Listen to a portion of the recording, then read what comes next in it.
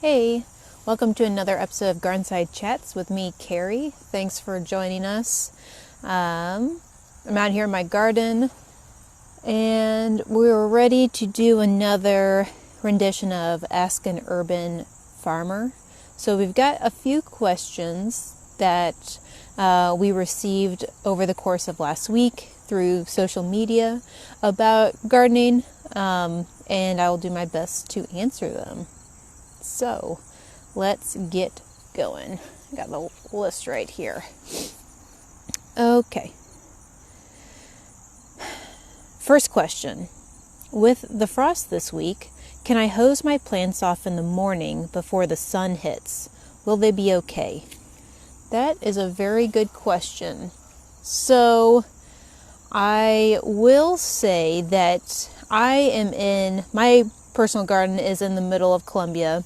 The agriculture park and the Veterans Urban Farm is also in the middle of Columbia, so we experience what's called the urban heat island. So we do not personally anticipate experiencing a frost this week.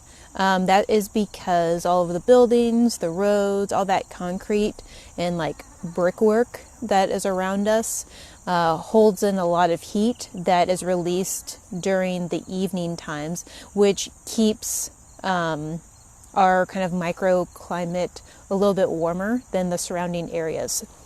So I know that some of our friends that are rural farmers are planning or have already experienced their first frost of the 2020 gardening season. We will always be a little bit behind them because we're just a little bit warmer being here in town.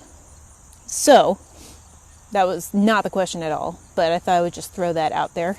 In reference to the question about hosing your plants off before the morning sun hits, so that is an interesting question. If we're talking about tender plants that would die with a first frost, I would just bring them inside. I think the question is getting at if we're right on the cusp of a night where the frost might hit, it might not hit.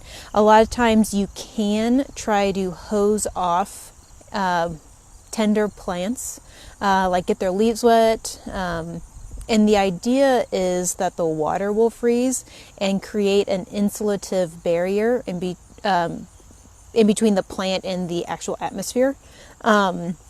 So on those kind of like nights where it's just, might frost, that is, or might frost just very lightly, that is one way to kind of prolong it just a little bit for those tender plants,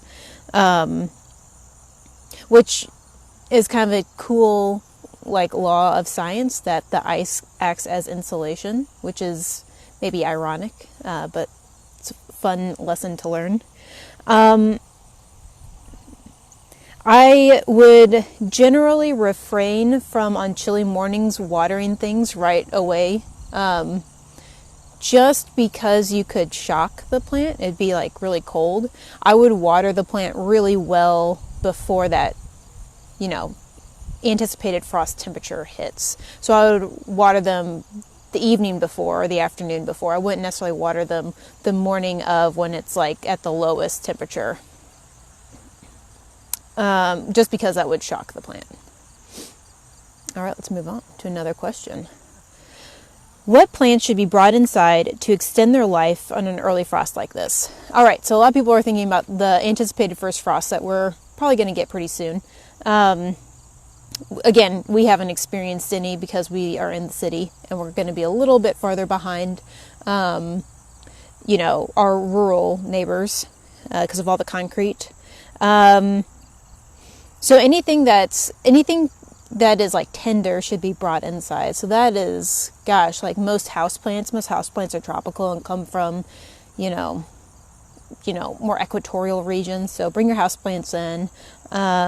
As far as like food plants and perennials, if it's a perennial that is, in our zone, we're in zone 6A. So if it's a perennial in zone 4 to zone 8, you can leave it outside. It'll be fine.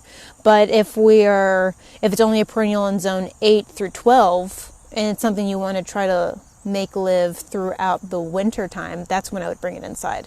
So it really depends on what we're talking about here. I don't necessarily have enough information to give you a really good answer. I would Google whatever plant you're talking about and also see what the hardiness zone of that plant is. So like I said, again, we are zone 6A. So see where the hardiness zone of the plant you're talking about is. If its hardiness zone encompasses zone 6, you're good. You can keep it outside. But if it does not, I would bring it inside. Okay, onward. So I got a question. I have a potted butterfly bush. Should I leave that outside? So far, they've experienced several frosty mornings. Or take it indoors for winter. Is it too late to plant it in the ground? So I have a butterfly bush that's planted in the ground, and it has lived for several years. So I would plant it in the ground. It's not too late. I would plant it in the ground, water it really well, mulch around it, with like straw or maybe wood chips or leaves, whatever organic matter you've got.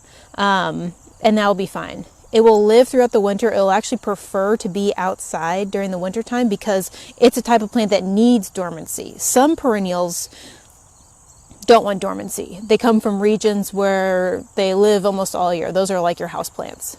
But then there's some perennials like butterfly bushes that require a dormant period for a long, healthy life. So if you bring it inside and don't let it get that dormancy period for as long as it's evolved to require, it's going to have a shorter lifespan because it's going to get stressed because it didn't have that time for rejuvenation that dormancy allows it to have.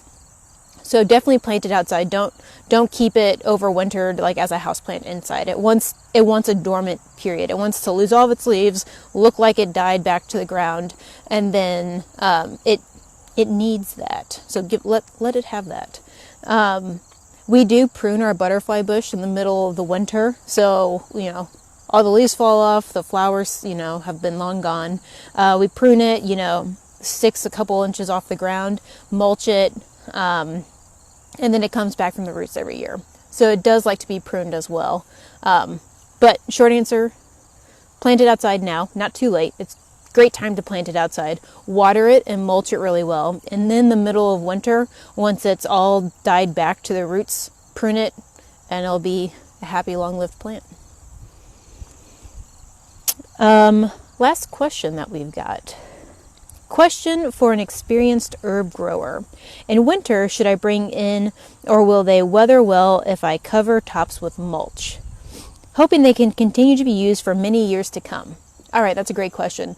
And again, I don't know what herbs you're talking about. So some herbs are tender perennials, some are annuals, some are biennials, some are perennials in our zone. So it really depends on what herb you're talking about. Like cilantro is a biennial, so it will, if you have it growing in your garden right now, it will technically live throughout the winter and come back and then flower really early next year. And that's just how it's evolved to grow. If you have rosemary is a perennial, but not in our zone, which is zone 6A. So you would need to bring that inside into a garage or a basement with a window, and like water it just enough so it keeps living throughout the winter, but not too much so the roots rot. It's a whole ordeal. But if we're talking about oregano is hardy in our zone, so you could just literally let the oregano go. It would be totally fine. Mulched as normal throughout the winter. It will go dormant. It will look, a little haggard in the wintertime, but that's the nature of the garden in the wintertime. And then it'll come right back in the spring. So it really depends on what herbs you're talking about.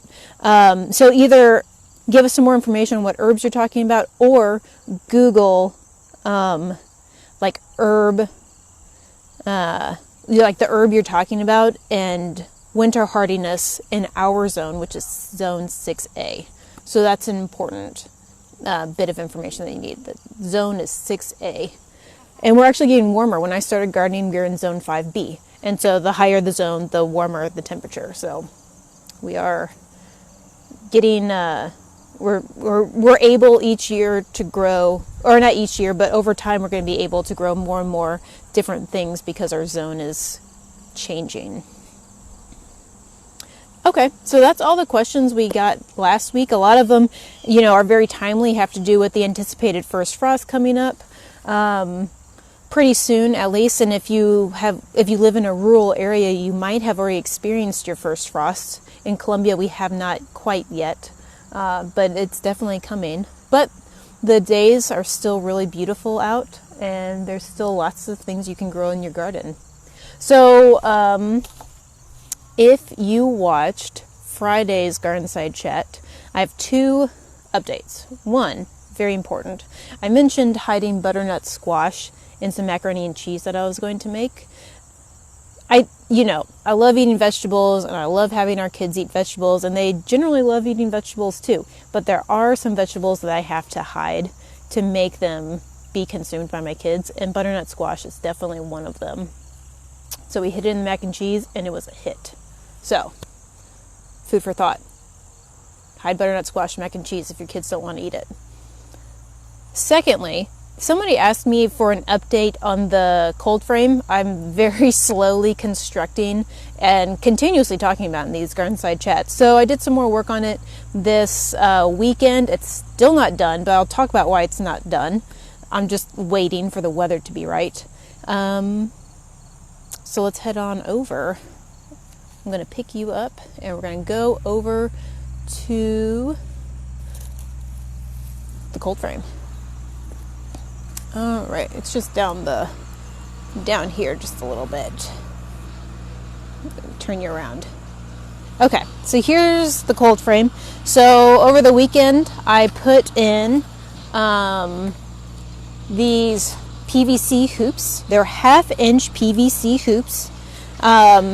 I got 10-foot sections, but actually 10-feet sections were a little bit too long for what I needed them for, so I cut them down to 8 feet, and then I made these hoops, on the inside of the frame of the raised bed. And let me kind of zoom in here on mine. There's a shadow. Can you see? And then I put 2 screws at the base of each of the PVC hoops on both sides. So they're let's see, I'm trying to show you how sturdy they are. They're pretty sturdy, as good as 1/2-inch PVC can be. So over those hoops I have some sheet plastic that I'll show you guys in a second. It's left over from the Veterans Urban Farm, so it's not pretty, but I'm gonna drape that over these hoops and then weight it down with just some rocks and bricks and stuff that I have. And those hoops will collect heat from the sun during the day and then keep the garden beds a little bit warmer throughout the cold evenings over the winter time. And that way, that's how I'm going to overwinter this kale, which is in this closer bed, and the spinach, which is a little smaller in that farther bed.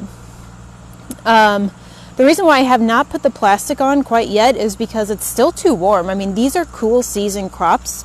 They enjoy the weather that we're experiencing right now. So I will not cover these. In fact, if I were to cover them, it'd be way too hot and they'd probably become too stressed from that. So I'm going to wait to cover them until, the days are in the 50s, 40s, something like that. Because even on a really cold day, even on a really cold day, if it's sunny, the inside of these hoops will heat up so quickly that, it could just be a little too much right now. I mean, it's 55 right now.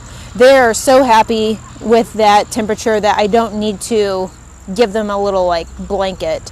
And even with these temperatures we're experiencing in the evening, they're happy with that as well. So here in the middle of Colombia, we're looking at 40s, in the evening times, and that's totally fine for these crops. So like I said, I'm going to wait till the highs in the 40s to cover these. And maybe there's a couple nights where maybe dips down to low 30s that I'll cover them. But then I would come out in the morning and take the plastic off because I don't want them to get too hot during the day. That's why I tried to make the hoops kind of tall. They're about 4 feet tall, because I didn't want, the lower the hoops, the hotter it's going to get, the faster. So if my hoops are a little bit taller, it gives me a little bit buffer for when I have to come out and take the plastic off the hoops, because hot air can rise and it can rise away from those little plants better if the hoops are taller. I hope that makes sense. So let's talk about plastic. You can get plastic film at like a Westlake's or something like that. But I would not recommend that type of film, because it photo degrades really fast, and you just have like microplastics, all over your garden, which is not really what you're going for, I'm sure. So I would get like greenhouse plastic or greenhouse film online. So we are using a 5mm film.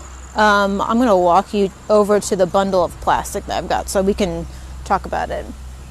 Greenhouse plastic is a little bit stronger, so it doesn't photo degrade as much. And I hope that, okay, so here is the bundle of plastic I got left over from work. And so it's, I know this isn't, you're not going to be able to see it, but it's pretty thick. And this is 5 years old now, and it is not breaking, it's not shriveling, because it is made to withstand being out in the sun all the time. That's a really, really important component, because if you just get like plastic film that you can get like anywhere around here in like a hardware store, it is not graded to be out in the sun all the time, so it's going to fall apart within like a season or two, and you don't want that.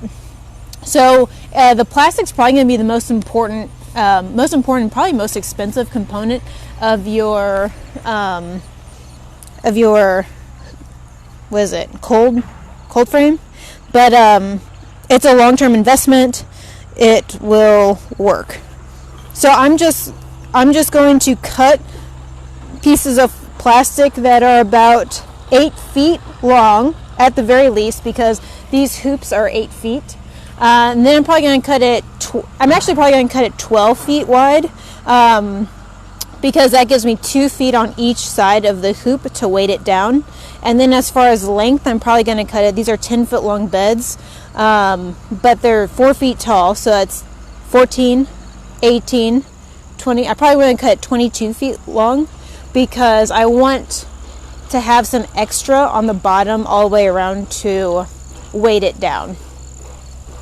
And you want to weight it down really well, because, it's just like a sail in the wind, and it can really blow away pretty quickly.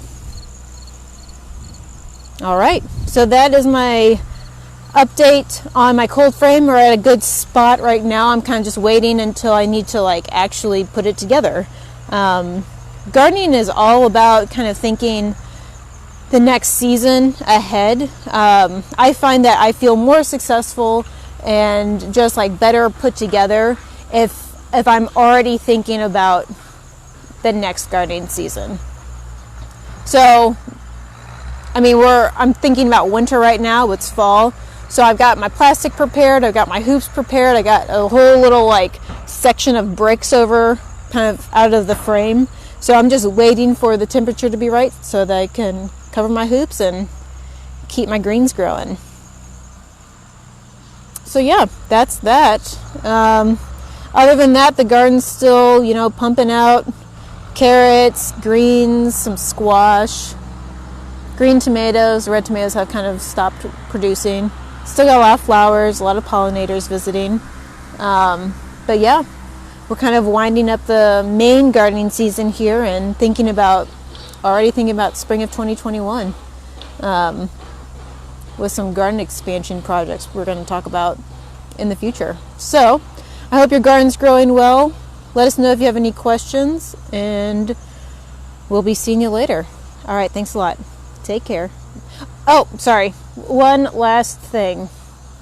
If you've watched any of these Gardenside chats, we would really appreciate it if you could fill out a survey, just so that we could have some feedback from our supporters as far as if these were helpful, if you wish that the format were different, any kind of constructive criticism is very much welcomed, just so we can kind of gauge how well we've supplied you with information during this kind of like weird time when we can't have our in-person workshops. So the survey is on our Facebook page. If you visit our Facebook page and take a survey, if you take it, you will be entered to win like a basket of CCUA goodies. So please take the time to take that. We'd really appreciate it. Okay, and with that, I'll let you go. Thanks for joining us today. I'll talk to you later. Bye.